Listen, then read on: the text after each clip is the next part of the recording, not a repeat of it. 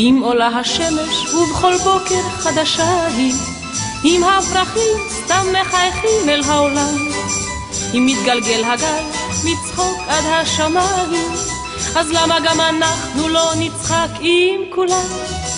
אם יש עוד קרקסים וליצנים ולא בספר, אם צחוק הילדים נשמע צמוד ולא רחוק, צוחק השוק הים, הפעמון של בית הספר, אז למה גם אנחנו לא נלמד לצחוק? כדאי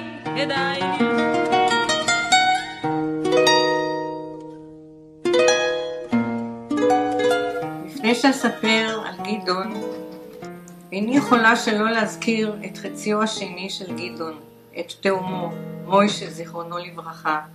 המצב בבית היה קשה. נפלה החלטה להוציא את הילדים למסגרות אחרות. הוועדה הפדגוגית דאז המליצה להפריד בין מוישה לגדעון, מעשה שבדיעבד היה שגוי. הפרידה הייתה קשה מאוד עליהם, והם רק בני 11. וכך כל אחד הלך לדרכו. מה שאני זוכרת, שהיינו מגיעות באוטובוס לכפר הרועה, ואו גדעון או משה היו באים לקחת אותנו משם, עם סוס ועגלה. היו על זה קרשים כאלה, אמא שלי ואני ישבנו מאחורה, הם ישבו מלפנים, הייתה חוויה מדהימה. עכשיו, אני זוכרת את גדעון ומשה, אנשים, בחורים צעירים, חרוצים, נורא נחמדים, ותמיד אהבתי אותם. ושטדי ואני התחתנו, אז אהבתי לנסוע לכפר חורלה גם, אז היינו נוסעים בטרקטור לבקר שם.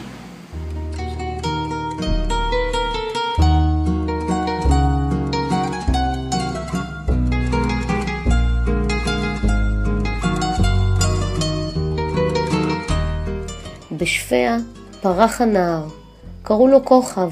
אמנם לא היה בתזמורת המנדולינות הידועה, אך קיבל תפקיד לא פחות חשוב כסדרן של המוסד, מה שאפשר לו להיות ממקורבי המנהל. במקום הזה עוצבה אישיותו של אבא.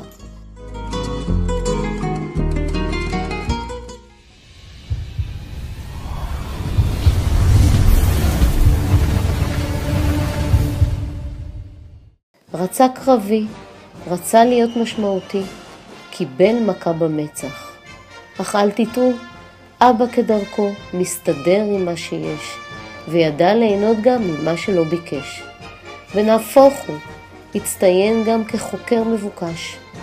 אך התגלית המשמעותית שלו בצבא הייתה האהבה. חיילת תימניה יפהפייה, אותה הכיר במקרה במסיבה, והיא מדריכת חופשות בצבא ההגנה לישראל. גדעון הגיע יום אחד אלינו הביתה, הוא קבע עם אסתר לצאת לסרט. אסתר התאפרה, התארגנה, וגדעון נכנס הביתה, ואז לחשתי לו, גדעון, אסתר שמה שחור בעיניים. כל כך התרגז ומימד ואמר, אסתר, אני לא יוצא איתך לסרט עם שחור בעיניים. שתבינו, אז זה לא היה כל כך מקובל להתגדר, להתאפר. ואסתר רצה מסביב לשולחן אחריי, לא ויתרה לי. הבנתי שעשיתי טעות, אבל זה עבר.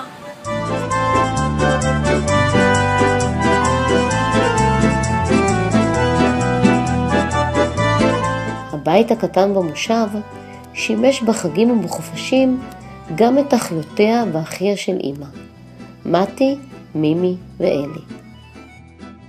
וכשהגענו למושב היינו ממש בהלם. כל כך יפה הכל מסביב, הרפתות, החליבה, תרנגולות, האפרוחים בלול. הסתדרת עם הריח של הרפת? מאוד, ריח הזבל ניחוח חציר. ויום אחד נסענו עם גדעון השדה, עם עגלה בסוס, והעגלה הייתה מלאה עם תבואה. והסוסה נבלה ממשהו בדרך, וכולנו הגלגלנו עם התבואה עלינו. זו הייתה החוויה הראשונה שלי מהמושב. ואחר כך היה כיף לא רגיל, באמת. אבא יכל לבחור כמה מקצועות בחייו. שחקן בהבימה, גננת, מגשר ומפשר, טייקון נדל"ן, אך הוא הלך בעקבות צו השעה, וכפי שציפים ממנו לעשות, להמשיך את שושלת המשפחה, בן ממשיך של הנחלה.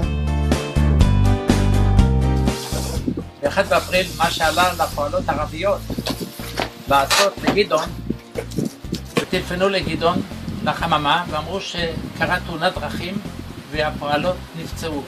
גדעון, איך אומרים, לא חשב פעמיים, תפס את האוטו דהר להלל יפה. בא להלל יפה לראות מה העניינים, בא לשמה, כלום. איך אומרים, לא חשב פעמיים, דהר ללניאדו, לנתניה. הגיע לנדיאדו, שואל, תאונות דרכים וזה, כלום. חוזר הביתה, הפועלות עובדות בציפורן. צוחקות, 1 באפריל. אמרו להם, רק בכל אופן, שאתם חוזרים הביתה, תלכו למסגד ותתפללו לאללה, שאחרת באמת עכשיו יהיה לכם תאונת דרכים, ובאמת תגיעו לבית חולים עכשיו.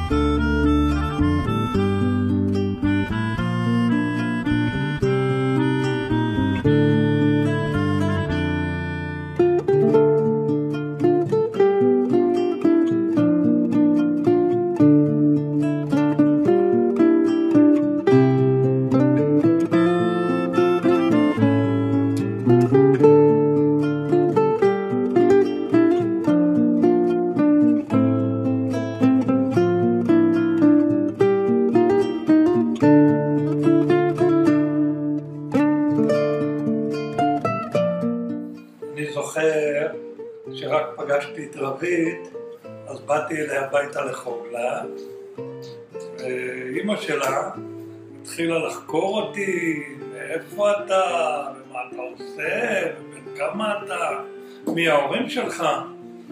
וגדעון לא היה אכפת לו משום דבר. מי אתה, מה אתה, הוא ישר אמר לי בוא תראה את המכונה שממיינת את הפרחים.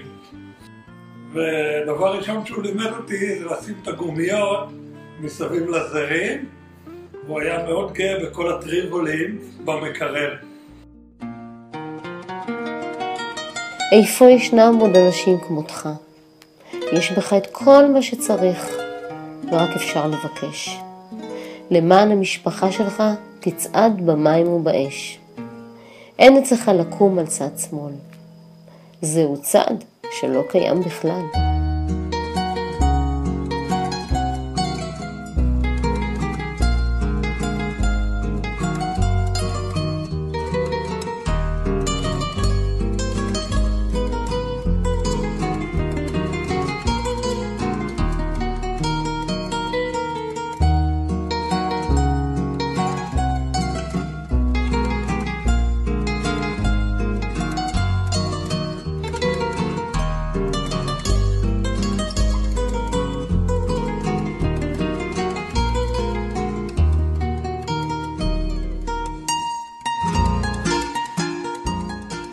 סבא היה כאילו לוקח לי דף ועושה ככה, ואז הייתי בודק עם אבא שלי עוד פה. יש דברים נגיד שסבא מרשה וסבתא לא מרשה? כן, המון. הוא תמיד אומר? כן. וסבתא? לא וכן. לא וכן. התשובות שמקבלים מסבא. כן. זה כן. חיובי. כן. על הכל? מה סבא הכי אוהב לעשות ביום יום? להיות איתנו. נכון, ומה עוד? מזכירות. אתם זוכרים את הצ'ופצ'יק של סבא? כן, זה פה. ומה הוא תמיד אמר על הצ'ופצ'יק? אם לוחצים,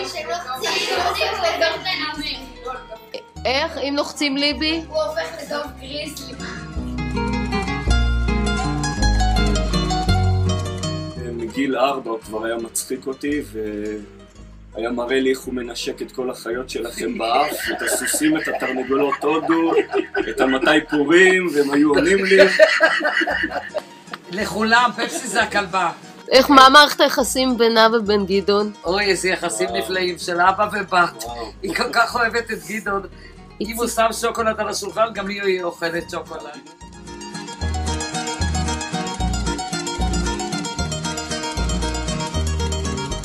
אחד האנשים שמבינים ויודעים מה זה נדל"ן, מה זה קרקע, מה זה מנהל מקרקעי ישראל, מה זה הסדר מושבים, קיבוצים, וזה, אתה ליגה לאומית, אין לך מתחרים בזה, ואנחנו הרבה מדברים על זה. מעבר לזה, אנחנו שנתיים האחרונות מטיילים הרבה, אתה ואסתר, אנחנו נפגשים.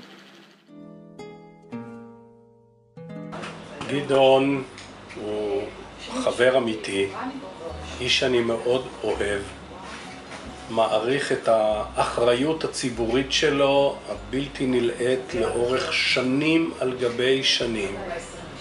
אני חושב שהקהילה של כפר חוגלה והקהילה של עמק חפר התברכה שחי בתוכנו אדם עם כל כך הרבה אהבה, עם כל כך הרבה נתינה.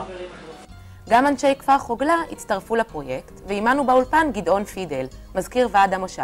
היה לנו שם מה שנקרא מזבלה, במשך 70 שנה ביישוב. אנחנו כבר עוד מעט 80 שנה על הקרקע. ולפני 20 שנה המועצה האזורית, יחד עם איכות הסביבה, הפכו את זה לגבעה, שתלנו שם אקליפטוסים.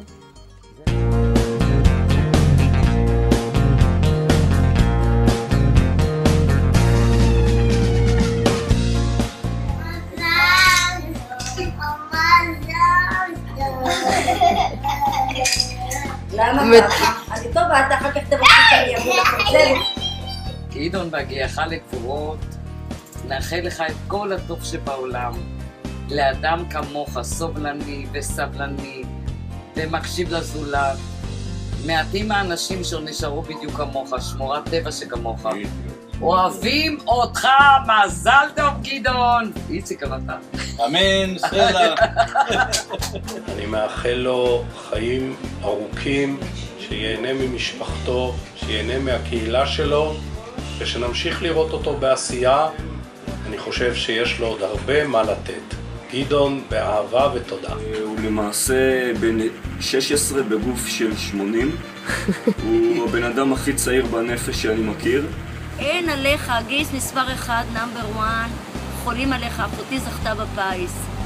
הרבה בריאות וכל טוב ושיהיו רק בשמחות. הרבה בריאות ואושר, ושנמשיך להיות בקשר לכל החיים.